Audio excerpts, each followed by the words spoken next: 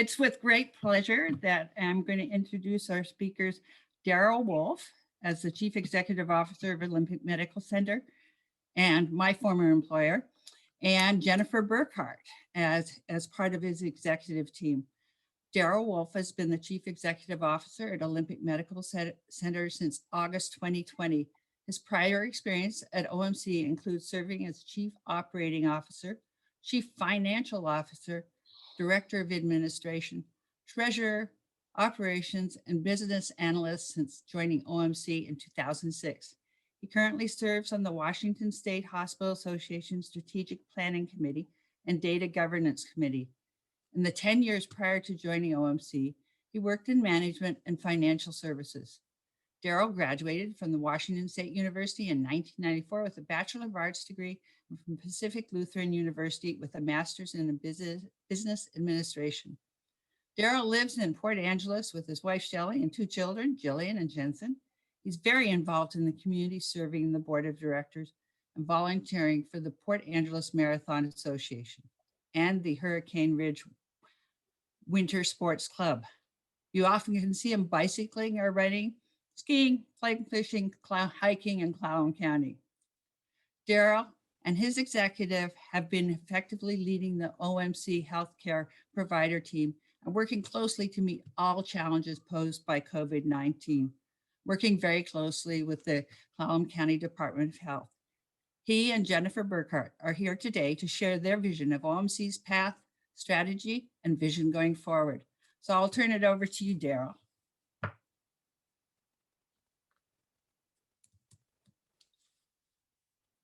Okay, thanks, Kathy. Can you hear me all right? Perfect. Okay, how much time do we have?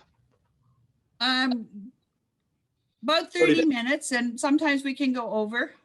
Okay, yeah, so I was going to provide a high-level overview, and then Jennifer had some more specific things she was going to cover. I just want to make sure I allow enough time for hopefully a few questions. So thanks for having us, and it's always a pleasure to see Kathy again. I had the pleasure of working with her for a long time, actually, up until just a couple of years ago when she decided to retire. So anyway, it's fun to see her once in a while around town and that kind of thing. So thanks for having me. So what I'd like to do is I'll give a high-level overview of OMC, kind of where we are and some current planning that we are undertaking, and then I'll hand it over to Jennifer with some more specific items that she's kind of more involved with. I know she's a member of your club, so I want to give her a few minutes as well.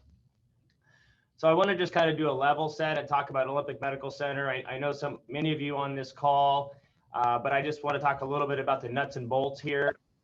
So as you all know, we're a public hospital district, so we're actually considered a governmental entity. We have a 7-member publicly elected board. We actually have elections coming up for 3 seats this year. Those are effectively our bosses as from a governance perspective. And one thing they're passionate about and committed to, as am I and the rest of the leadership team, and I think most of OMC's employees, is we want to be independent and locally owned and operated. Other systems you may read about, there's a lot of consolidation going on in the industry. We firmly believe that the best decisions for Clallam County should be made in Clallam County. Not Denver, not Chicago, not San Antonio, Texas. So we're very passionate about that mission and work very hard to continue to be locally owned and operated, because it's becoming more and more difficult and more rare actually across the industry. So, but that's, we want to be involved locally. That's our mission. We're here to serve you, and we're passionate about that. Right now, we have 67 operating beds. We're considered a sole community hospital, which basically means we're kind of out here on our own, so to speak. So we try to do provide a lot of different services that you may not find in a normal rural area, but given where we are geographically, with respect to how far it is to Seattle, we do a lot of things here. We have 2 campuses, as you probably know, one in Clallam, one in Port Angeles, with the main hospital being in Port Angeles. So what we do, we deliver almost 500 babies each year. We do about 8,400 surgeries per year, if you include, the endoscopic procedures like colonoscopies and such. We offer ancillary services in Clallam, Port Angeles, in laboratory services, imaging services, which is your X-ray, your MRIs and such. We have a heart center, cardiac services in both locations. Our home health agency serves the whole north end of the Olympic Peninsula. They go all the way out to Neah Bay. They go all the way out to La Push. So we have a really robust home health practice. We also have rehabilitation services in both cities, and that's your physical therapy, speech therapy, occupational therapy, and the like. We're considered a rural referral center. What that means is about 20% of our admissions come from the west end of the county. Forks has a great little hospital out there, but they're much smaller and their capabilities are a little bit, they're more limited than ours.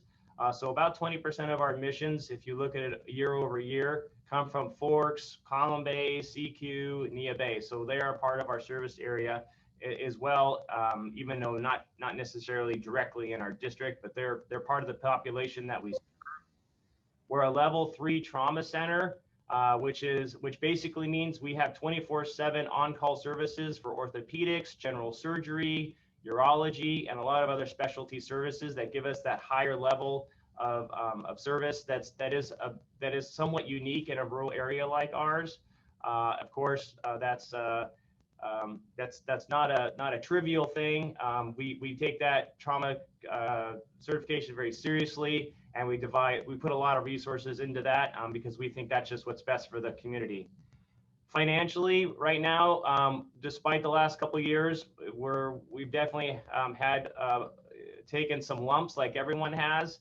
We're financially very stable.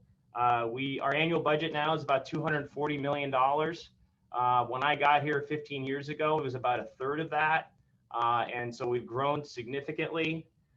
We still maintain good cash reserves. We use a calculation called days cash on hand, which basically means if we stop getting paid tomorrow, how long can we still pay our bills? And we try to maintain through our strategic plan goal at least 90 days, and we're meeting that goal. We have really low debt. We do have some debt. We've had to raise a fair amount of capital to build our SQUIM campus over the last decade and a half. We've had to raise a fair amount of capital to build our medical office building here in Port Angeles, as well as just to maintain all the buildings that we now have that are pretty busy all the time, especially right now. So, but we do have a low debt position relative to our size, which is definitely a huge financial advantage.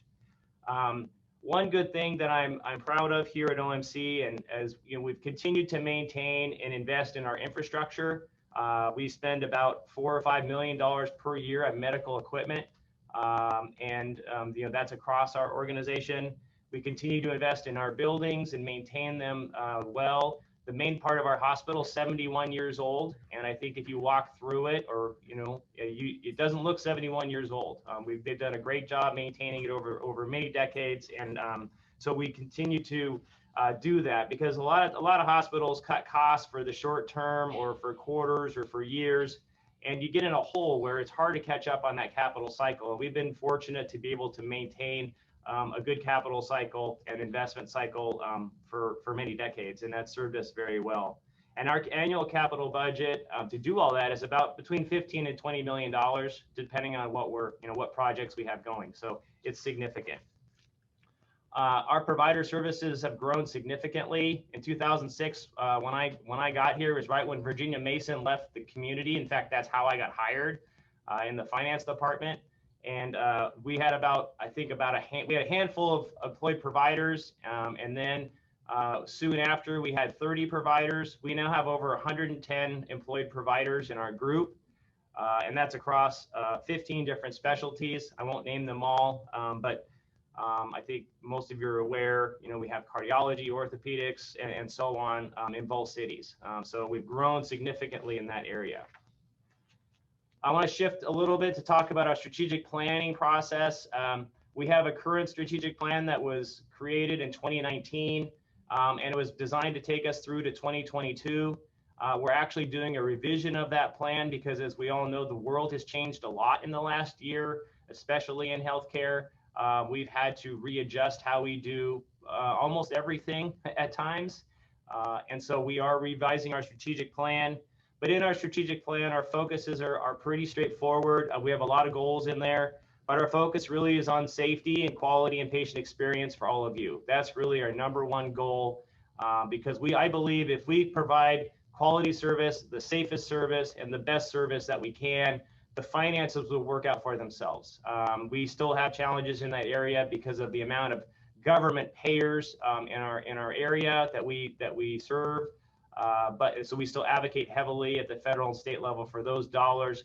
But our #1 mission is quality, safe, and high level care for all of you. But we also care about our employees. We focus a lot on our employee engagement. We also focus a lot on community relations. We try to work closely with a lot of partners. That's part of how I think we can stay locally owned and operated, is by having really strong strategic partnerships, whether it's with Swedish in the Seattle area, or Providence for Epic, our Epic EMR system, or just our local partners like Peninsula Behavioral Health, who we work with closely, and the Jamestown Tribe in Sequim with their clinic, and the North Olympic Healthcare Network clinic as well. So we work really hard on those relationships, and that's part of what makes us strong. Our medical staff relationships are also very important to us. And as I mentioned, our infrastructure and financial stewardship are also key parts of our strategic plan. So we're retooling it. I'd say 75% of the plan is still intact. Mission, vision, and values have got us all the way through to where we are today. We're passionate about those. Those will not change. But there's some things that we've completed that no longer need to be in the plan and have become part of our daily lives and operations. But there's new things that have come our way that we want to focus on a little bit more and intensely. And some of those are obviously continued focus with our advocacy efforts around reimbursement, about our workforce, which Jennifer will talk a little bit more about in a minute, but also a new focus on how we manage behavioral health patients in our system. We have behavioral health, whether it's substance abuse, true mental health crises, the elderly who are severely demented and loved ones can no longer care for them. Those folks are in our ER, they're in our clinics, and they're on our floors on a constant basis. And we want to do the best we can for them. And so that's a new focus as we try to navigate that. And it's something we've always dealt with, but in bigger numbers now than ever. So we've done a series of forums, and thanks to Jennifer for helping me through those. She was kind of my wing woman on a lot of that stuff, and it's been a great process. And we're going to have a new plan that we're launching next month. Actually, is our goal.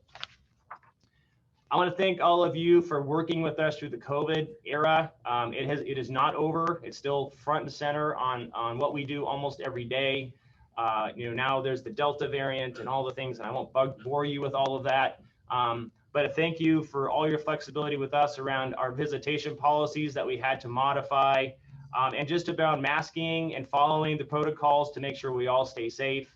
And I think it's and providing services and volunteer support around our vaccination efforts, not just us at OMC, but the Jamestown Tribe, North Olympic Healthcare Network, Clallam County EOC. I mean, it was a team effort to vaccinate, and we continue to work on that today. And so I want to thank all of you as you've been involved in that.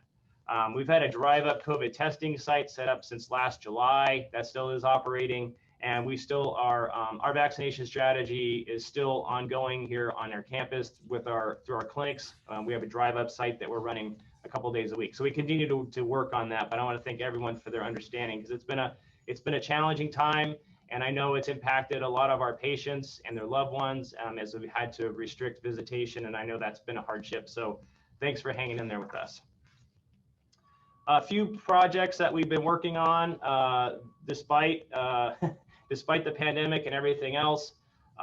We did complete our cancer center expansion for our medical oncology services earlier this year. We're adding a second linear accelerator at the Sequim campus in the cancer center for more radiation oncology services.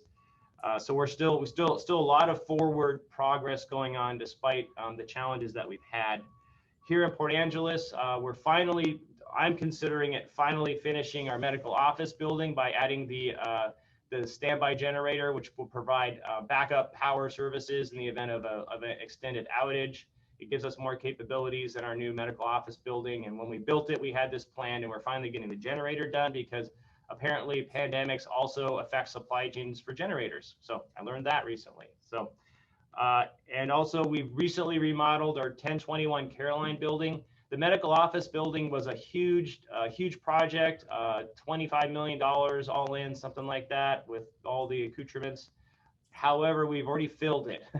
I'm sorry to say. So we're remodeling some of our existing buildings to take some of the pressure off the medical office building, because as we've been in the pandemic period, we've had to try to space people out to the best of our ability. And so we recently renovated a building just to the east of the hospital where we'll have a wound clinic, and general surgery will move back in there. So anyway, a lot of work going on here at OMC, and some new projects that we are looking at going forward.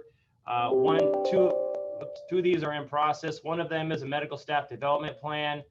What we need to better understand is what are the needs of the community going forward as our population increases and the demographics change. We know what we have today, but when we did the last medical staff development plan, our provider group was a 40-person group, and it's now 110. The Jamestown Health Clinic system has grown tremendously. North Olympic Healthcare Network downtown has grown significantly. So our landscape has changed. So we're launching this project to better understand how do we want to recruit going forward, and what are the needs of the community going to be as we age, and so forth. Other project, a big project that we are launching is a hospital master plan. As I mentioned, we only have 67 operating beds right now. That's not enough.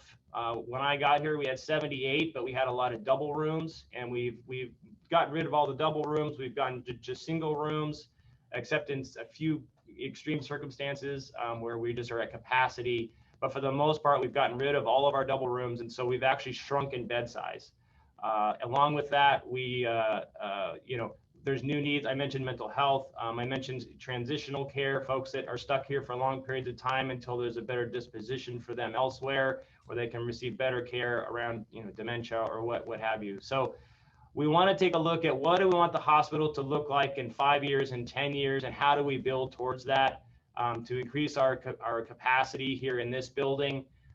We've moved a lot of people out of the building on our second and third floor, the east side of the hospital. We had a lot of office space. That's really expensive real estate that could be better used for patient care. So we're taking a look at the main hospital building and kind of looking back at that as a one of our, we've grown a lot on the outpatient side, but we want to look at the inpatient side and make sure that we're continuing to grow to meet the needs that we seem to need. So those are two other projects going forward that are going to be big and really shape, I think, how we move forward. So with that, I will stop and I'll turn it over to Jennifer, and then hopefully we'll have time for a few questions. Thank you, Darryl. Kathy, can you give me a thumbs up if you can hear me okay? Oh, good, perfect. Well, good morning, everyone. It's really a pleasure to join you as a fellow Rotarian and along with Darryl to talk a little bit about the State of the Union here at Olympic Medical Center.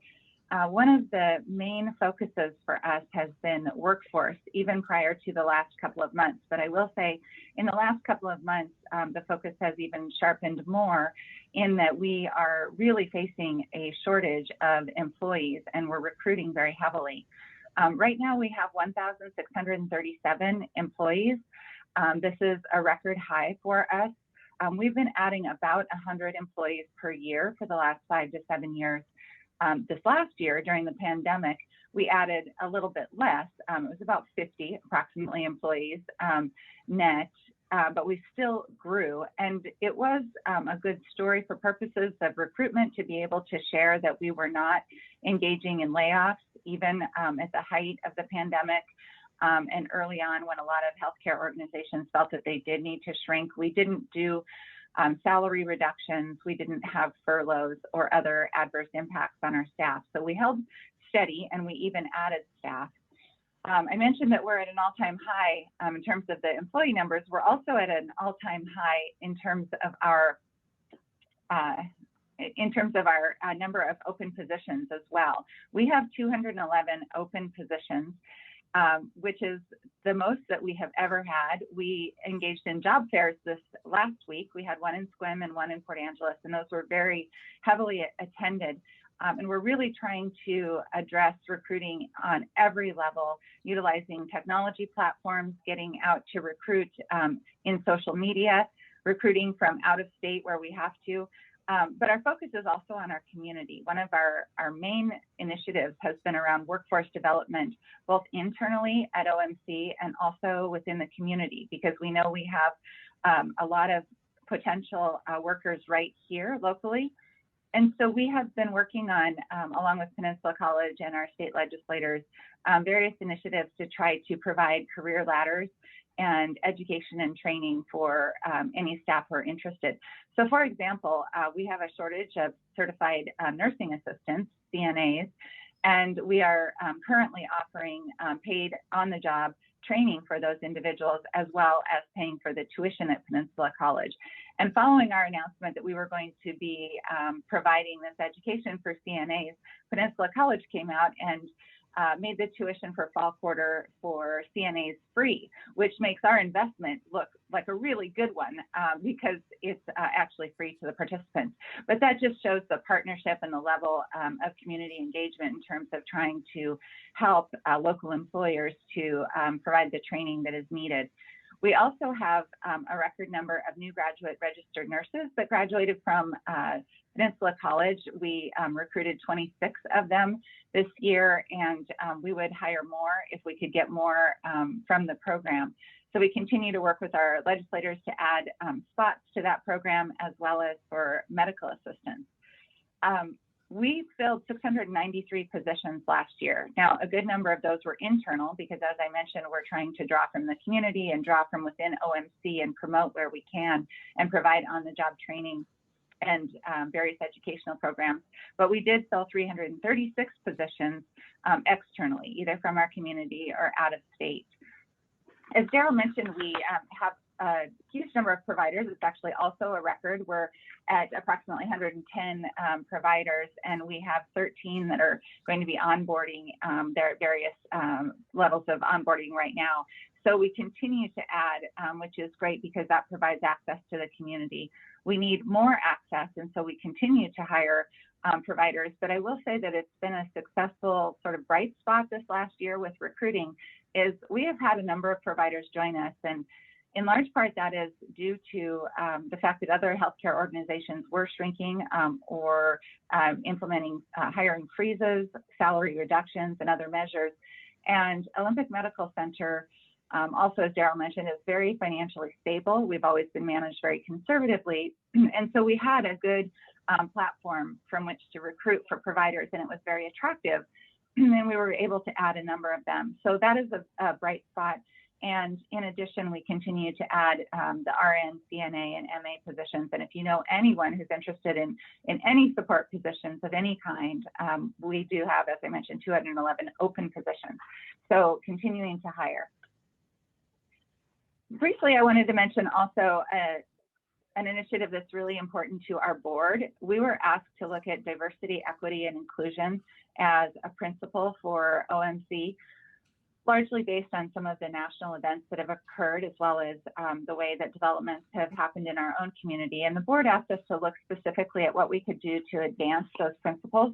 And as we looked at that, we realized that as a leadership team, we have long valued diversity, equity, and inclusion. We have a mission, vision, and core values that all reflect respect for others, integrity, teamwork, quality, safety, compassion, all of the things that really form a commitment to diversity. But we wanted to take it to the next level. So in the strategic planning process that we are engaging in right now that Darryl mentioned, we are including a goal specifically elevating that diversity, equity, and inclusion promise in our strategic plan. And we're taking steps to engage with a consultant, the Cross-Cultural Healthcare Program, who is helping us to develop a statement specific to our commitment to diversity, equity, and inclusion.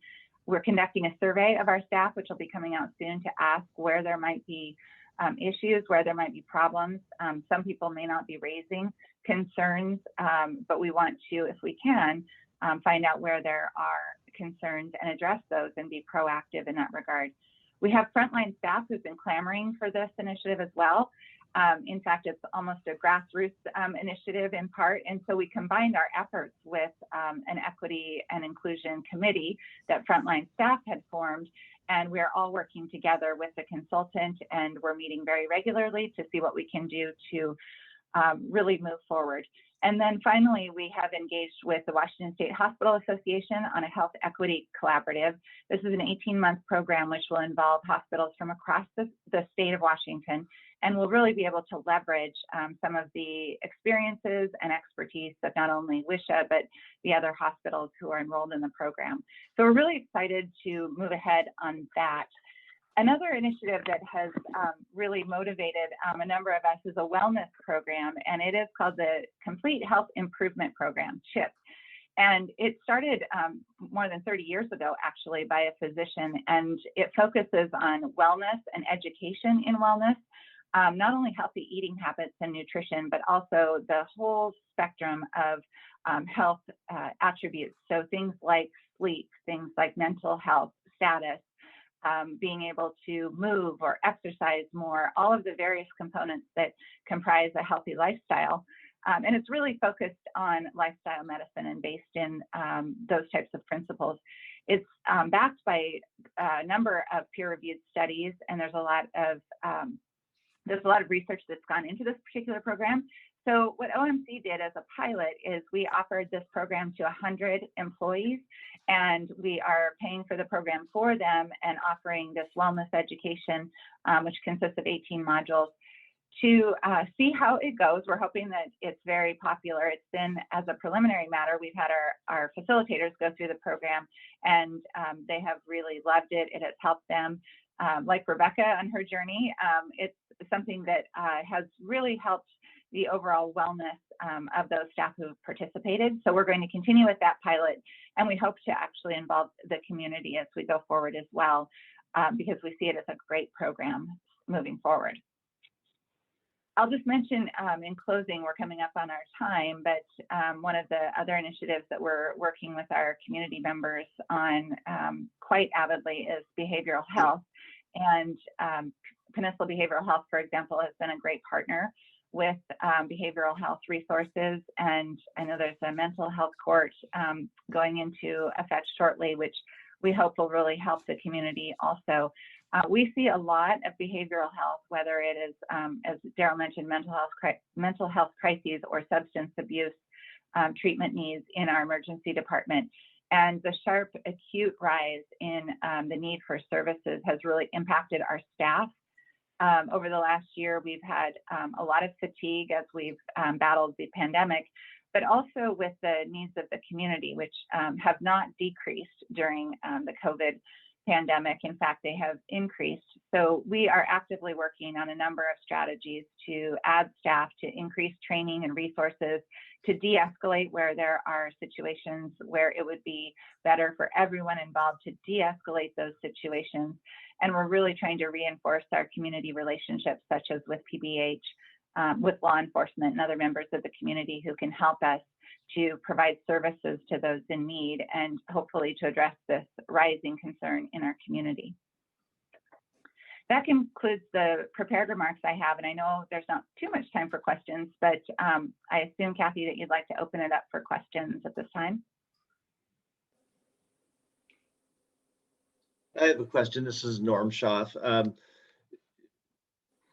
My wife and I both had at least 3 different primary care physicians in the last year, where previously, at least I had one doctor for well over 20 years. So I'm curious if a greater level of stability between patient and doctor is one of the goals. And then if so, what is being done to retain doctors that can develop a better long-term relationship with the patient? Yeah, I'll take that, Norm. Thank you for the question. Yeah, we had quite a bit of turnover last summer, and what we've done so far, we've actually had a pretty specific strategic planning process around primary care to answer that very question. And what we've done, and Jennifer talked about the recruiting.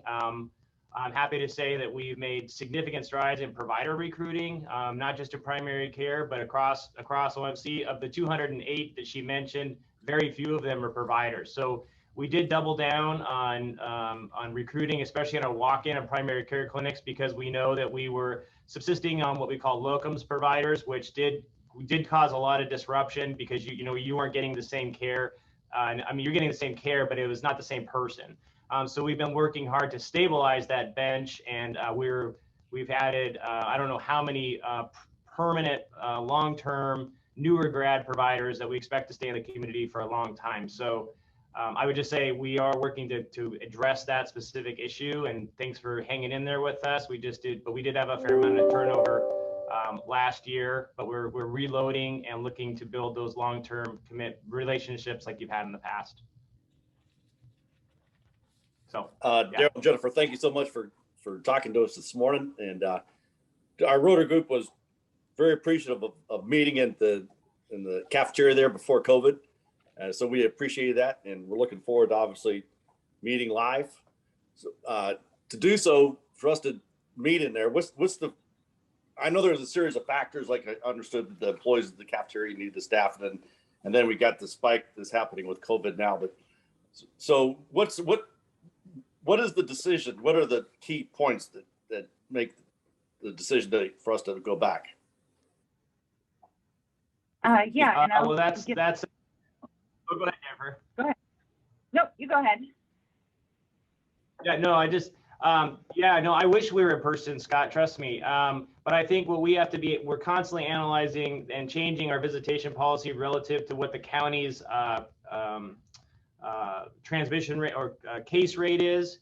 We've been trying to stay in lockstep with them as we have through the whole pandemic. So I think until we get into the low prevalence or low case count territory, the cafeteria will probably remain locked down.